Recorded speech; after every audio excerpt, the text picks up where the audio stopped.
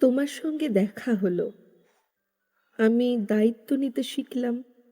শিখলাম কিভাবে যত্ন নিতে হয় মানুষের এবং বাড়ির ছোট্ট বাগানের।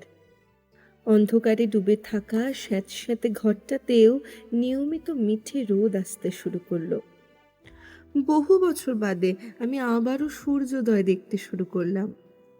ছাদের এক কোণে রাখতে শুরু করলাম পাখিদের জল খাবার। তোমার সঙ্গে দেখা হলো।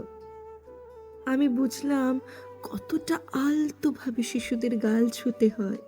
মায়ের মন খারাপ, বাবার দুশ্চিন্তা, বোনের রাগ, প্রতিবেশীর যুক্তিহীন কথা, বন্ধুদের অভিমান সব কিভাবে সামলে নিতে হয়।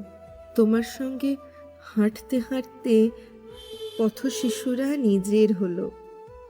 অচেনা চায়ের দোকানি কাছের হলো। শহরের প্রতিটা গলি চেনা হলো। অতিশয় ক্লান্ত নদীকে মনে হতে শুরু করলো তোমারই অভিমান। তোমার সঙ্গে দেখা হলো। আমি জানলাম নিজের মন খারাপে আমি কি চাই।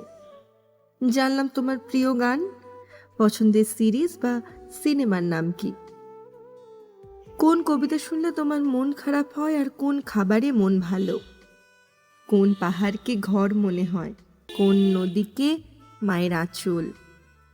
তোমার সঙ্গে দেখা হলো। আমি নিজেকে পেলাম।